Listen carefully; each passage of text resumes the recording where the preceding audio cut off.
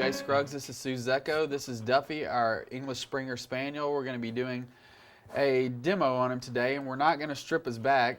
He's a retired show dog, but we're going to do him in a pet trim. But he is Champion Duffy, and we've been working on him since he was 6 months old. But his mom was nice enough. She specialed him for a little while, and she's nice enough to say, go ahead and use a clipper on him. So that's what we're going to go ahead and do. One of the things you want to remember, if you look at the back coat on a show Springer, it's not tight to the skin. They should have a nice flat back coat, meaning this part here, yeah, he's a little bit overgrown, yeah. So he's got a little bit more than necessary. But what I'm going to use on him is a 4. And I'm actually going to use the Wall stainless steel 4, which I actually like the way it trims better than a regular 4 blade. So what I'm going to try to do is where you see his lines are here, the lines on a clippered Springer are going to be the same as they are on a show Springer. So I want him to look like he could be a show dog, even though we're doing a pet trim on him.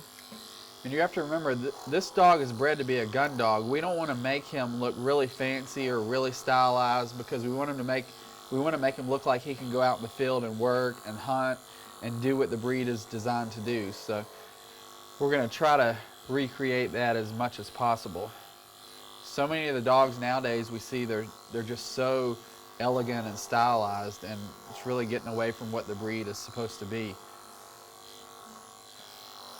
So this, you can see she's using the stainless steel snap-on comb. The reason she chose the stainless steel snap-on comb as opposed to the 4 blade is because the teeth on these stainless steel combs, the teeth are further apart and the teeth are more narrow than a regular blade. And the regular blade, just the weight of the blade as it goes through the coat, it starts pushing the coat down. And the stainless steel, it actually just glides through the coat a little bit easier, and you don't have as many track marks as you would with your standard 4 blade. So that's the reason we chose to use this particular stainless steel attachment comb on this dog. I think if we're, well, I'm just doing this. Duffy tends to be kind of busy sometimes, so if we could hook him up using the Groomer's Helper. This little product, it's like a third hand for the groomers. It's called the Groomer's Helper. And it gives you more control over the dog. Instead of all of the weight and all of the tension being on this dog's neck, it redirects the weight and the tension if he's pulling against you. So what we'll do is we'll just hook up, the Groomer's Helper has a little clasp on the noose, and we'll just hook this noose right up to the Groomer's Helper. So now we have control on the chest of the dog instead of him pulling on the neck, and it really relaxes the dog. It makes him a lot less stressed and just gives you a better feel. If you're not comfortable with the dog and you have a dog that's turning around and trying to bite you, or just getting real fidgety on you, you can hook him up to this Groomer's Helper, and it will actually give you a lot more control over the dog than them just standing in a noose and hanging their head or trying to jump off the table. It also keeps the dog safe. If you have a dog that's a puppy or is just real busy like he is, it keeps them from being able to wander too far and fall off the table. So we highly recommend this product. And if you work by yourself, it's a definite must. If you get dogs that come in and you're having problems with nails and stuff like that, it's really good. But in a multi-groomer shop, still, time is money, and if I have to stop and ask the groomer next to me to hold this dog while I clip the nails, then I have 2 people working on one dog to get one thing done. With the Groomer's Helper, I don't have to do that anymore. And I'm mobile, so I'm by myself, and I get a lot of the new puppies that don't like the dryer, and they try jumping out the windows of my van when I'm grooming them, and I hook them up to the Groomer's Helper. That way they can't get away from me. And it's a safety thing, but it's safe for me and it's safe for the dog. So that's why we like that product so much. And it looks like a simple little product, but if you've tried hooking a leash or 2 nooses to the table, this is actually totally different as far as the tension and everything on this dog's neck. It's just a lot more comfortable for him. Well, dogs actually have pressure points here in the back of the skull that are supposed to be calming, relaxing kind of pressure points.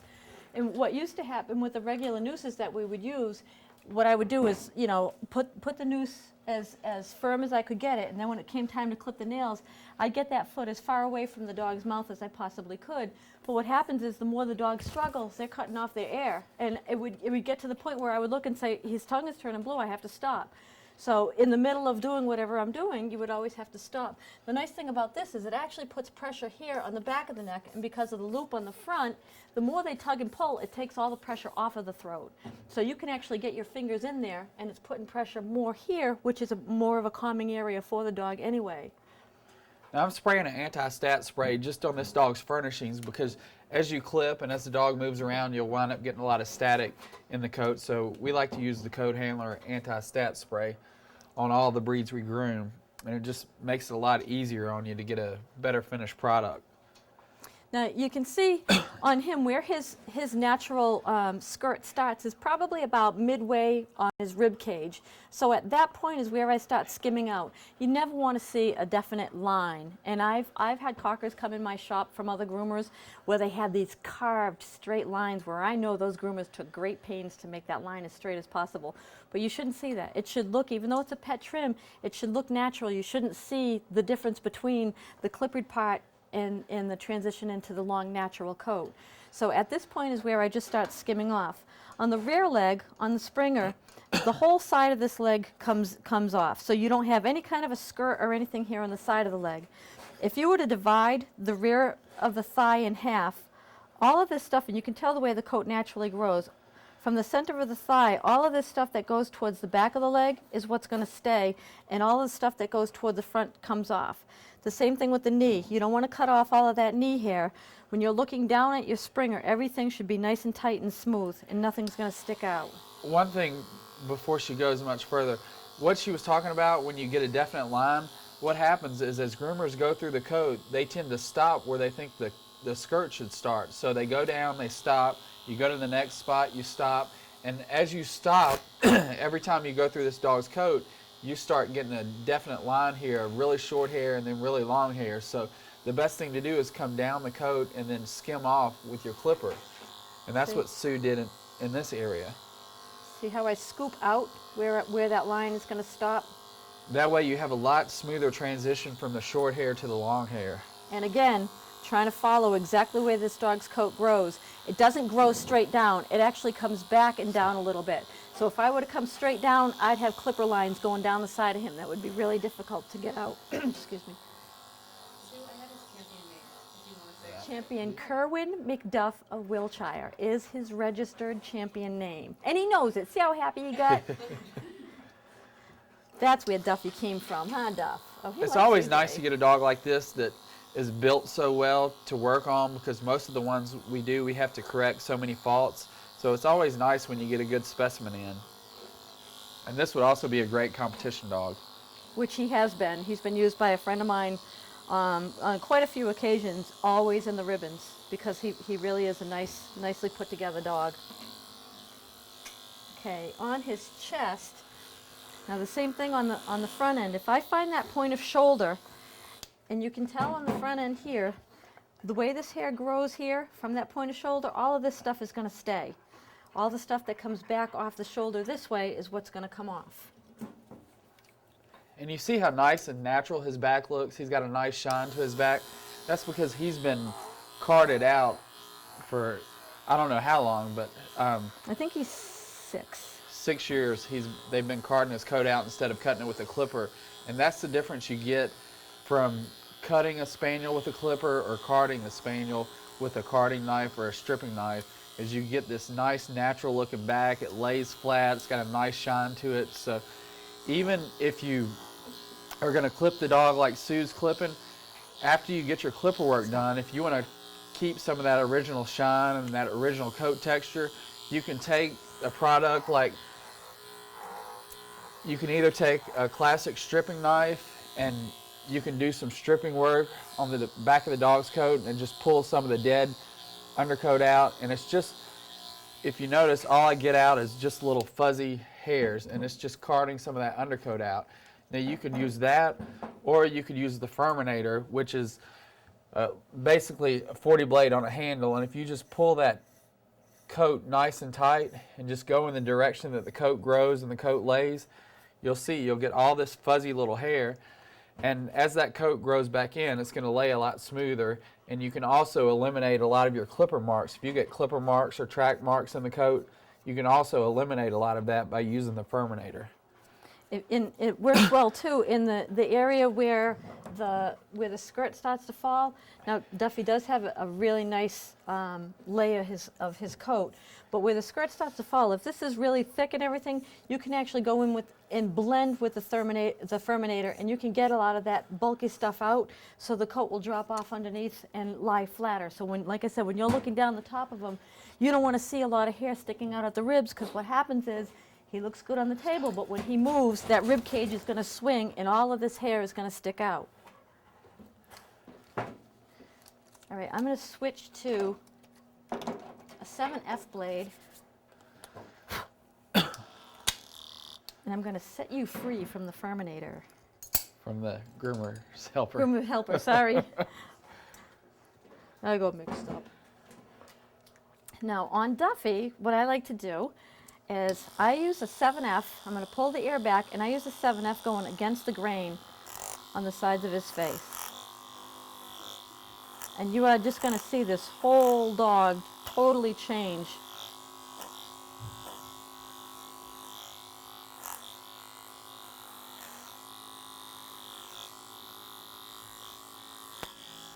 I like using the 7F going against the grain, because it's very hard to see, I'm sure, on camera because of him being black, but it's very natural looking. If you go closer than that, then it just ends up Not looking good. not looking good. Yeah, that's what I was. Well, a lot of people they want to take a 10 blade because that's the way we were taught in school, and you 10 blade the whole head, and what happens is it makes it so short that there's no way possible to blend in all of the cowlicks because you've cut the hair so short. So you don't have any hair or any texture to work with, and you just wind up ruining the whole look of the Springer Spaniel as far as the muzzle goes and the cheek area goes. It just looks way too trimmed and just too short.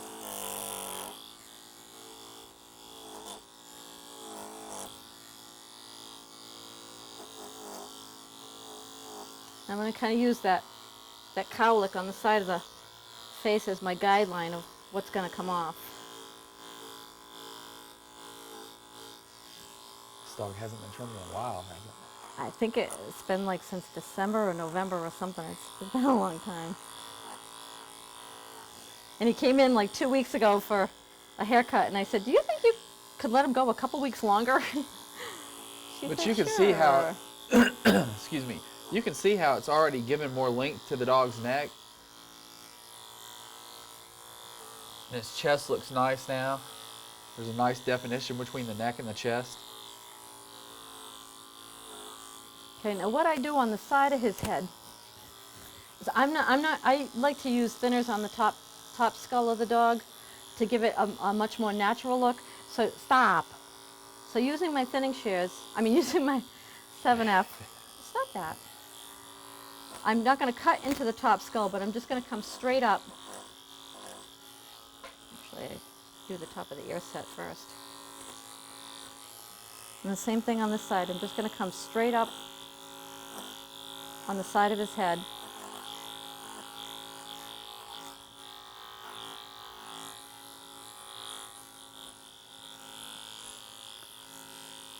And again, I want his muzzle to look very natural looking. He doesn't have a lot of long fuzzy hair on his muzzle, so basically all I really need to do is to blend this in and take his whiskers off. Stop.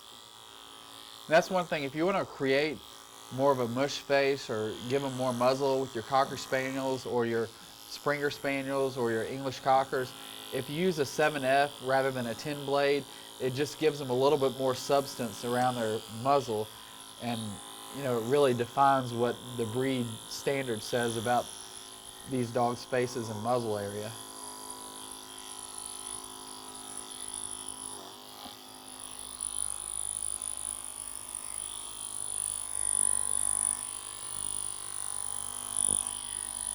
When you have a dog that really fusses a lot, he's not liking his muzzle clipped. So when I come over this side here, I'm actually using my wrist to help keep his head down from throwing his head back. And then I've just got a hunk of skin underneath here to try to keep the side of his face steady.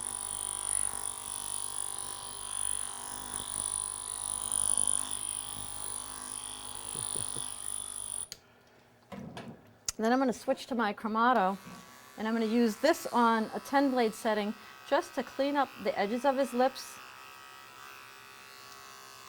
And on most of your sporting breeds, this is a real difficult area here, is that flu area. It ends up infected, especially if they have a wet mouth, and you get a lot of stink in that area too. So I just take my 10 blade and I'm just going to kind of clean up the edges of his lips so you don't see any long whiskers hanging, and then clean out that flu area. And notice she's grabbing the hunk of skin again. That's why I got laughing about the hunk of skin.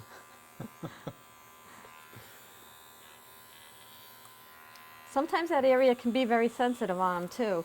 If they put baking soda, like Arm & Hammer baking soda, will actually help absorb the moisture, and it helps absorb the stink too. So the owner can actually put a little bit of that in there.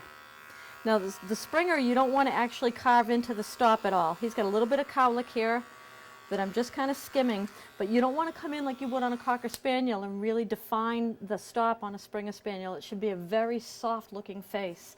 So, and generally they don't get a lot of hair that grows there. So you can either strip this out, even with your fingers, or, oh, did you hear that Stripping knife? burp? Well, actually, one of the easiest things to use in that area is a stone, like a pumice stone. Oh, you're fresh today, Duffy. And everybody here loves you, so you can get away with it.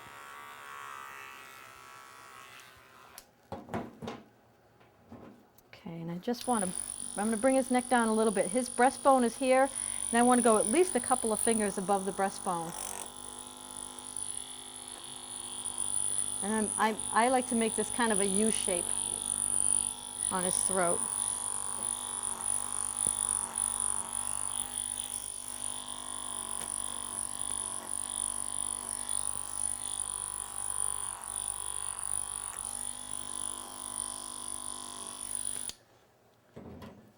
Okay, now on his ears, quick switch to the Chromato, and he can actually, when he was being shown, I did his ears with a 30, but I'm going to do him with a 15.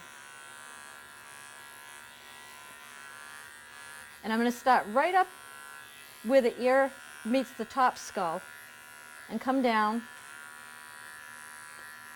And where she's starting, where the ear meets the top skull, you want to make sure you don't. You want to make sure you don't dig in with your clipper, because if you get real heavy-handed with your clipper around this area, what's going to happen is it's going to leave a big clipper mark, and it's going to be impossible to blend it in to the top of the head with thinning shears. So just be real easy, let your clipper do the work around that area. And also, when you're doing the back, now I'm using a 15, so it's actually going to blend kind of nicely with what we did with the 7 and everything. But and I've made this mistake on more than one occasion, and on a show dog, it really stinks when you do it. But if I pull this ear forward to clip the back of the ear, what happens is I'm pulling skin from back here. When you release that ear, you end up with this clipper mark way down here with a 30 blade. That's not supposed to be there. So when I want to clip around the ear, I'm real careful to just kind of lift the ear without pulling that skin forward, because I don't want to clip the hair that's down on the neck or on the back of the ear.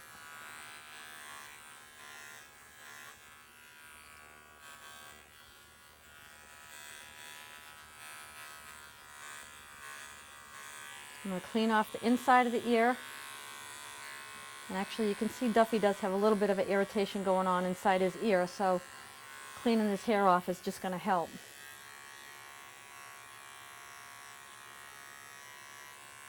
Now I use this little nub on the front edge of the ear as a guideline on how far I'm going to come down. And you want that line, again, when I come down to that spot, I kind of skim out because I want it to look natural. I don't want it to have like a definite line going across there. But you want to make that line as even as possible going across his ear. And what you do to the outside of the ear, you want to come down the same distance on the inside of the ear. If you do have a dog, a lot of our pet dogs that have very heavy ears for one, or ear infections, it's okay to come down and clean off the whole inside of the ear, because that's only going to open up the ear a little bit better. It's going to get the ear to lie a little bit flatter. Duffy doesn't have really thick ear furnishings, so it's not quite so bad. Stay here. Stay.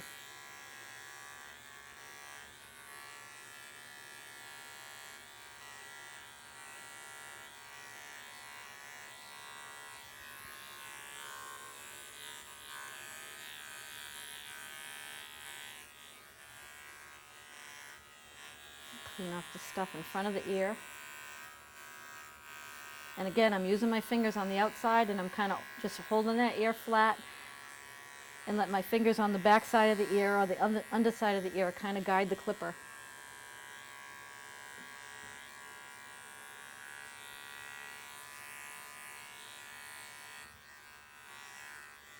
One thing that you can use for a guideline on a lot of your sporting breeds is the ears are really made to frame the dog's face, and you want it to have a nice soft look. Where you pull that ear forward, where the ear meets the corner of the lip, is usually the guideline of how far down you want to come with your clipper.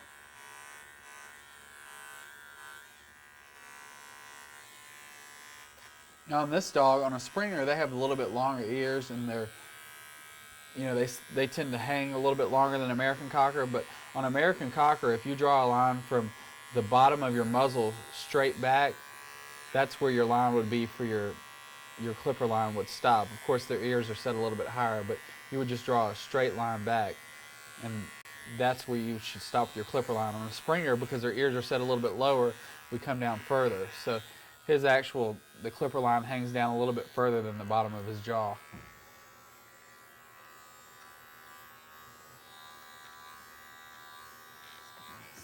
Skin in here a little bit.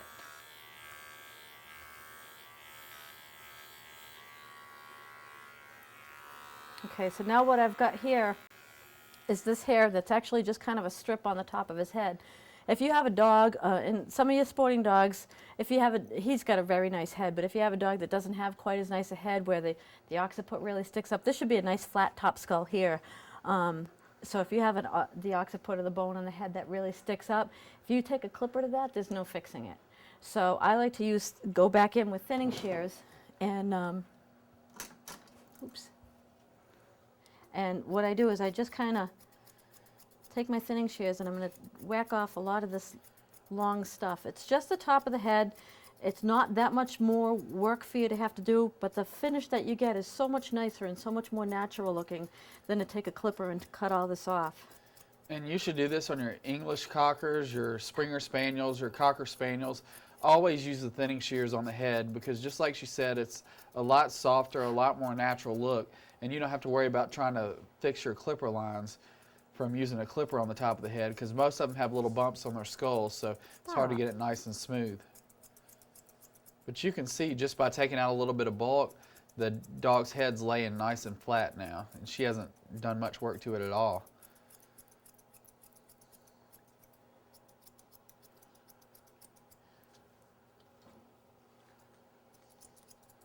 If you do have anything sticking up, you better to go in with thinning shears than to use a clipper on that top and the stop area.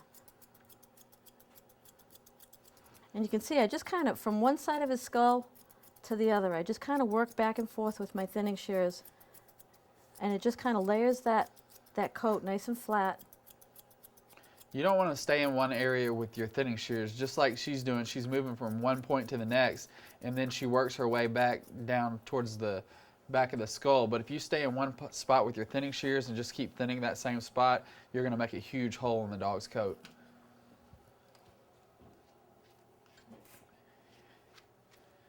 You want that? Yeah, that's fine. I just wanted to kind of get off some of the loose stuff. And by coming up the sides here, and I find what a lot of people do, especially I see in competition, if you leave too much hair on this bone, it makes their back skull look really, really wide.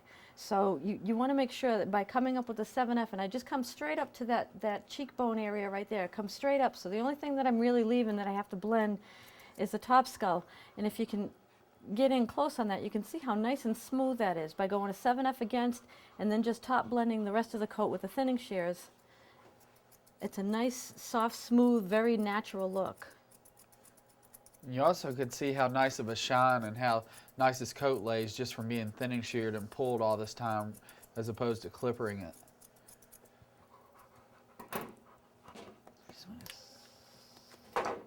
He's a pretty dog.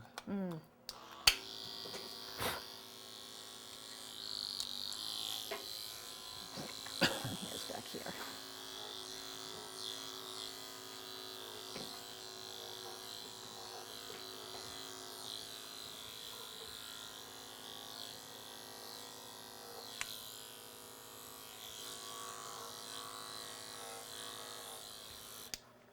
See what a total difference it makes in Duffy's head? Cool. What you need? Now his ears are pretty scraggly, and when you've got a nice tight head and you've really neatened him up quite a bit, you can't leave him like that. It just looks terrible. And I like to just kind of round them.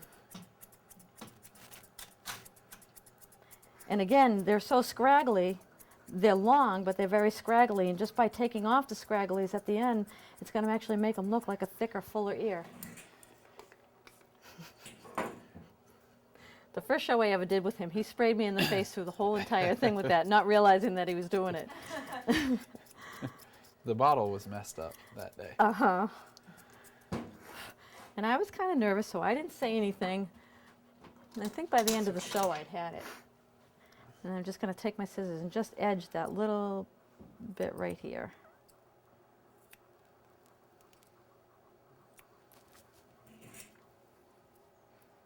And you can see just by taking the tips off of those ears how much difference it made in the thickness of the ears. The ears look like they're a lot thicker than they were, and just gives it a nice feathered look instead of being real stringy like they were before.